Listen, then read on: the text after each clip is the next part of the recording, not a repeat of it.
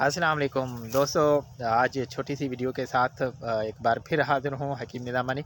तो ये एक गन्ना है जो बहुत सारे इसके फ़वाइद हैं। जब तक ये हमारी ज़मीनों पे है तो रहमत है, जब ये फ्लूर्स मिल में जाता है तो ये ज़हमत बन के हमारे पास आता है। तो ये भी पैगाम छोटा-सा मैं जे आपको देना था कि ये हमारे पास है तो रहमत है, अगर मिल्स में गया तो ये ज़हमत बन के आता है।